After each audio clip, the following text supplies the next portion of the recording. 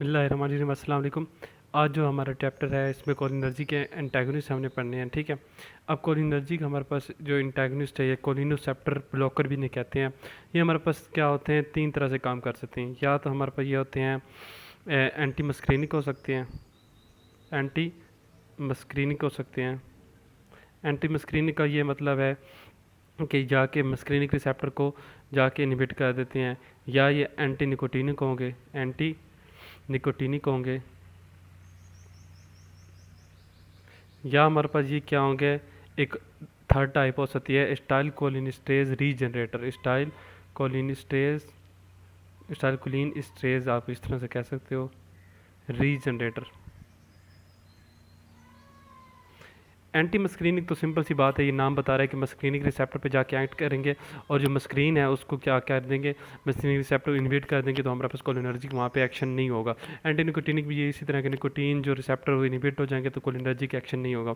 अब जो हमारे पास स्टाइल कोलिन स्टेज रीजनरेटर है वो क्या करते हैं, ऐसे केमिकल हैं जो हमारे पास क्या करते हैं, स्टाइल कोलिन स्टेज जो एंजाइम है ना, जो नॉर्मली स्टाइल कोलिन को इनहिबिट कर रहा था, ठीक है, उसको रीजनरेट कर देते हैं। अगर मतलब वो ऑर्गेनोफॉस्फेट के साथ हमने पीछे पढ़ा था कि ऑर्गेनोफॉस्फेट हम यूज़ करते हैं जो कि इंटरेक्टिंग एक्टिंग कोलिनर्जिक एगोनिस्ट है, वो क्या करते हैं स्टाइल कोलिन को स्टेज को इनहिबिट कर देते हैं, जिसकी वजह से स्टाइल कोलिन का लेवल ज़्यादा हो जाता है।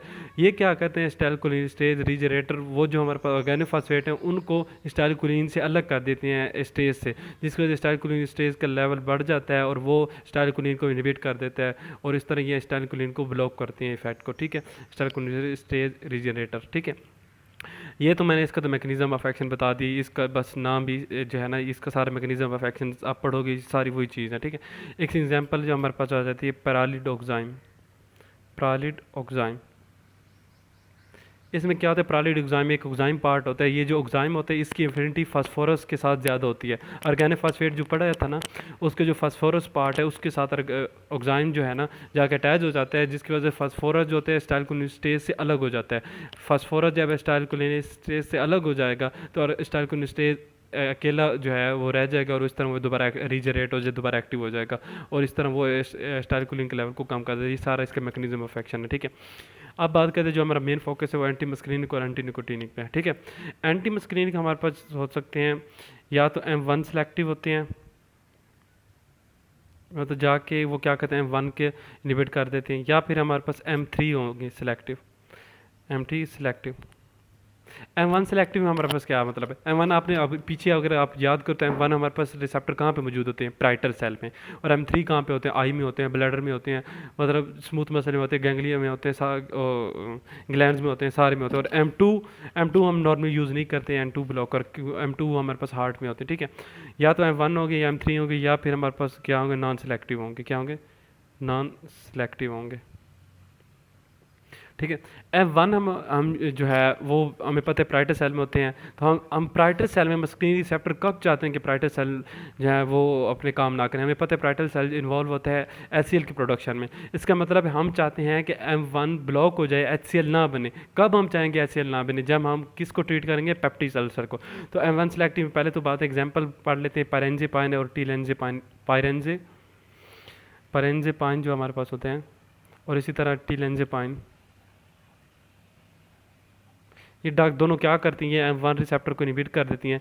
जब M1 इनहिबिट हो जाता है तो हमारे पास क्या होता है, HCl की प्रोडक्शन कम हो जाती है। HCl प्रोडक्शन कम हो जाती है तो पेप्टिक अल्सर को हम इस तरह से ट्रीट कर सकते हैं, पेप्टिक अल्सर को हम ट्रीट कर सकते हैं, ठीक है। ये बात होगी।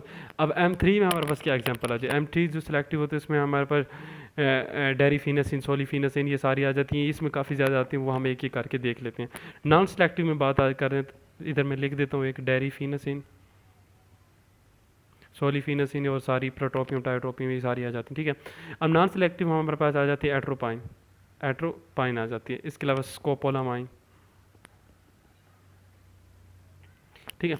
ये हम एक एक करके अब इसको पढ़ते हैं। पहले हम बात करते हैं एट्रोपिन की। किसकी बात करते हैं, एट्रोपिन की। बहुत इंपॉर्टेंट है, आपने एट्रोपिन को बहुत अच्छे तरीके से याद करना है, ठीक है।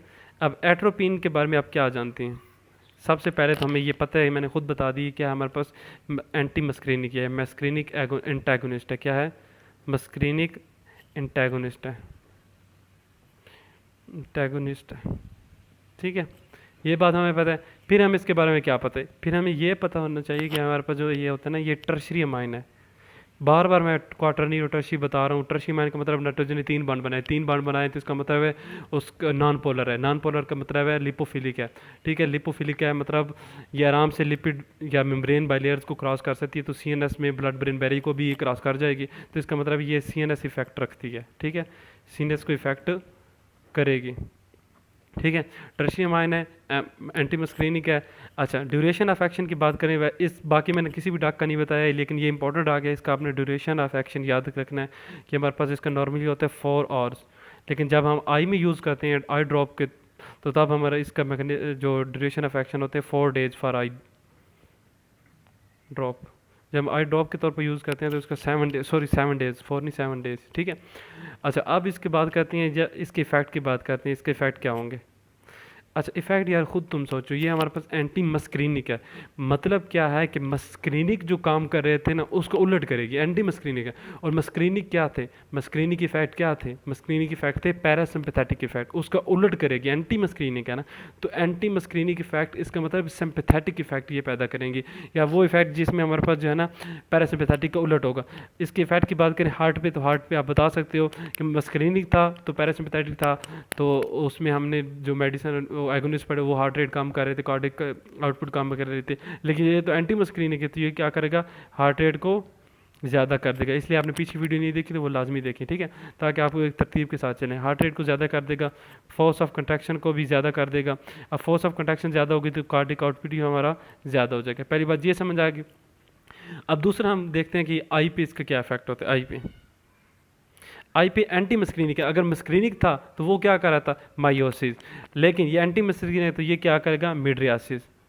मिड्रियासिस क्या होती है, प्यूपल डायलेट कर जाती है। आप सिंपली ये कर सकते हो कि ये जो हमारे एंटी मस्क्रीनिक है ना वो सिंपैथेटिक इफेक्ट की तरह होते हैं, आप इस तरह से भी ध्यान में रख सकते हो। ठीक है, तो सिंपैथेटिक में हमारे पास क्या होता है, प्यूपल डायलेट कर जाती है। ठीक है, ब्लड प्रेशर की बात करते हैं तो क्या हो जाता है, इसमें ब्लड प्रेशर इंक्रीज हो जाता है। क्यों इंक्रीज हो जाता है ब्लड प्रेशर, क्योंकि वेजो कंस्ट्रिक्शन हो जाती है।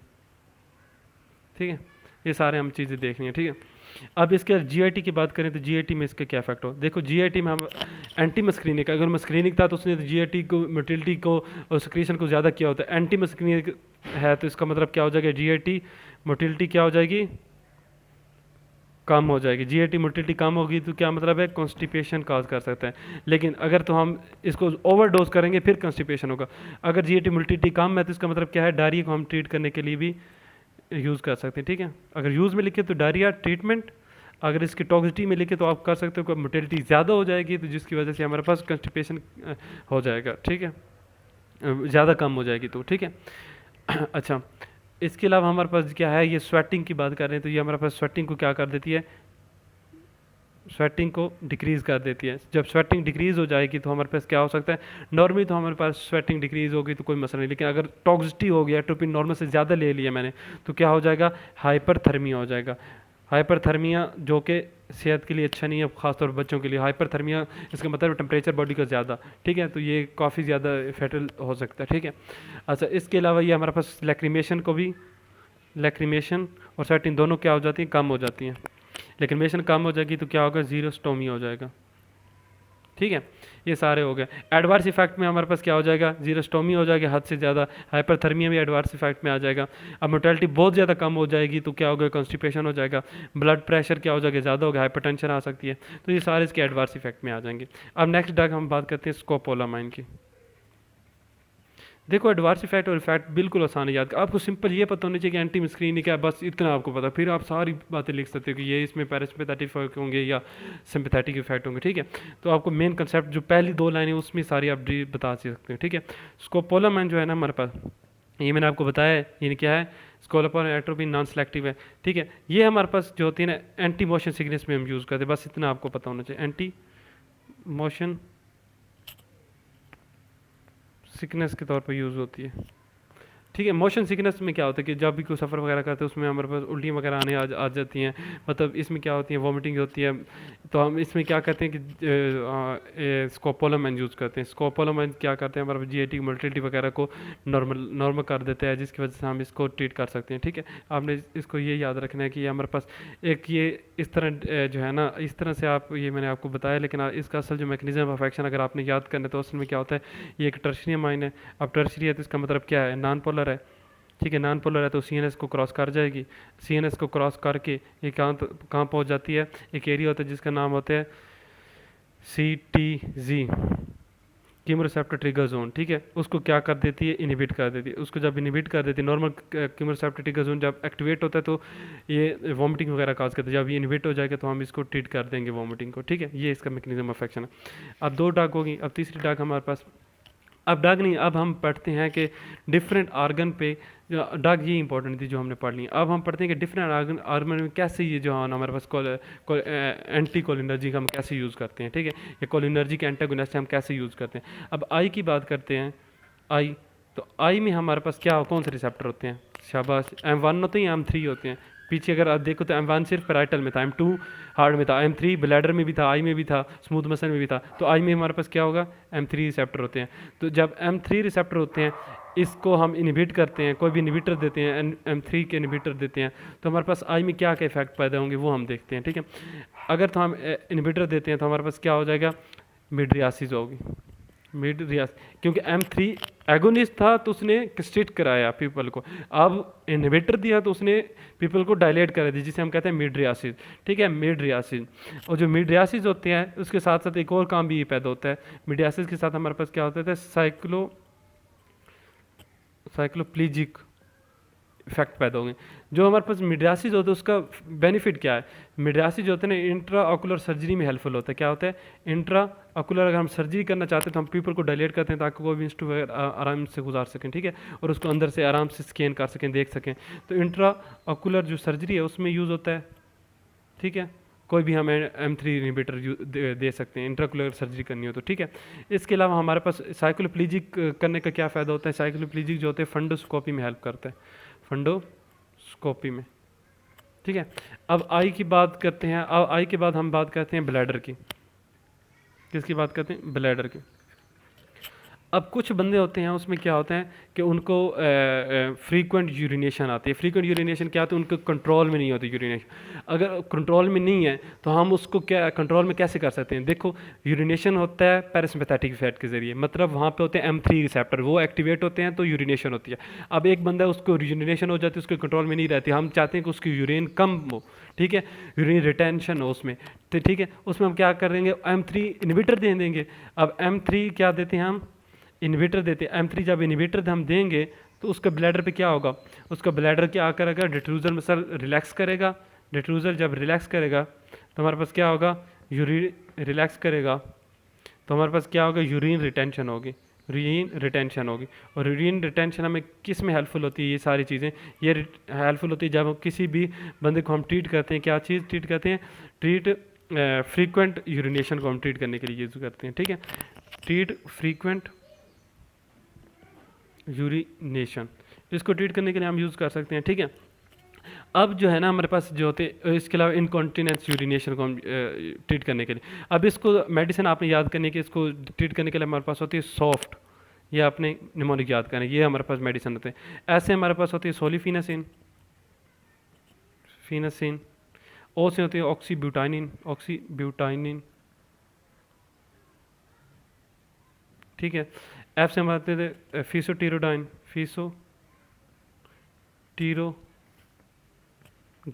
और टी से होता है टोलटीरोडाइन, ये हमारे होते हैं। ठीक है, अब इसके बाद हमने जो है ना नेक्स्ट स्टमक पे देखते हैं तो क्या इफेक्ट होता है, फिर हमारा ये सारा चैप्टर जो है ना कंप्लीट हो जाएगा। स्टमक पे जो है ना हमारे पास क्या इफेक्ट होता है, स्टमक में आपको पता है कि हमारे पास होते हैं पैराइटल सेल में होते हैं F1 receptor. F1 receptor antagonist देंगे तो क्या होगा, हमारे पास जो होगी सिक्रीशन क्या हो जाएगी, कम हो जाएगी, सिक्रीशन कम हो जाएगी, तो अल्सर को ट्रीट कर सकते हैं हम इस तरह से, ठीक है। अल्सर को ट्रीट करने के लिए हम वन एंटागोनिस्ट देते हैं, ठीक है। और ये मैंने आपको पहले भी बता दिया है, वन एंटागोनिस्ट कौन से होते हैं, पैरेंजिपाइन और टीलेंजिपाइन, ये दोनों यूज़ करके हम पेप्टिक अल्सर को ट्रीट कर सकते हैं। अब लास्ट बात करते हैं ब्रोंकियोल की। ब्रोंकियोल, ब्रोंकियोल में हम क्या कहते हैं, ब्रोंकियोल देखो M3 जो है ना वो क्या कर रहा था, ब्रोंको कंस्ट्रिक्शन कर रहा था। अगर M3 हम इनहिबिटर दे देते हैं, क्योंकि हमारे पास ब्रोंकियोल में M3 होते हैं, M3 इनहिबिटर दे देते हैं, M3 इनहिबिटर, तो वो क्या करेंगे, ब्रोंको डायलेशन करेंगे। अब ब्रोंको डायलेशन हम कब चाहते हैं, जब किसी में एस्थमेटिक पर्सन है या क्रोनिक ऑब्स्ट्रक्टिव डिजीज है, उसमें हम क्या करते हैं, M3 इनहिबिटर देते हैं। यहाँ पे कौन से हम M3 इनहिबिटर नॉर्मल यूज़ करते हैं, एप्राट्रोपियम और ट्रायोट्रोपियम, एप्राट्रोपियम एंड टायोट्रोपियम, टायोट्रोपियम यूज़ करते हैं, ठीक है। अच्छा, अब ये सारी चीज़ें होगी। अब हम जो है ना ये हमारे पास होगी एंटी मस्क्रीन। एंटी निकोटिनिक ब्लॉकर हम जो नॉर्मल यूज़ नहीं करते, उसमें हमारे पास गैंग्लियन ब्लॉकर आ जाती हैं। निकोटिनिक मैंने आपको बताया था ना, दो तरह के हो सकते हैं, मैंने नहीं बताया। एंटी निकोटिनिक दो तरह थे ना, न्यूरोमस्कुलर, न्यूरोमस्कुलर अभी हम नहीं पढ़ेंगे, वो हम मसल वाले चैप्टर में पढ़ेंगे। और हमारे पास NN होते हैं जो कि गैंग्लियन ब्लॉकर होते हैं। गैंग्लियन पर एग्जाम्पल में हमारे पास आ जाते हैं ट्राईमेथोफैन आ जाता है, ट्राईमेथोफैन आ जाता है। इसके अलावा हमारे पास आ जाता है मैकामाइल इमाइन आ जाता है, मैकामाइल इमाइन आ जाता है। और इसके अलावा हमारे पास आ जाता है हेक्सामिथोनियम, हेक्सामिथोनियम। ये हम ज़्यादातर यूज़ नहीं कर सकते, क्योंकि गैंग्लियन जब ब्लॉक हो जाएगी तो गैंग्लिया सारे ब्लॉक हो जाएंगे, सिंपैथेटिक भी ब्लॉक हो जाएंगे, पैरासिम्पैथेटिक तो एक डिफ्यूज़ इफेक्ट आएगा, इसलिए हम ये नॉर्मली यूज़ नहीं करते। तो ये हमारा सारा कोलिनर्जिक एंटागोनिस्ट चैप्टर खत्म हो गया। वीडियो अच्छी लगी तो लाइक और सब्सक्राइब कर दें। नेक्स्ट इंशाल्लाह एड्रीनर्जिक एगोनिस्ट और फिर एड्रीनर्जिक एंटागोनिस्ट पे हमारी वीडियो होगी। Thank you.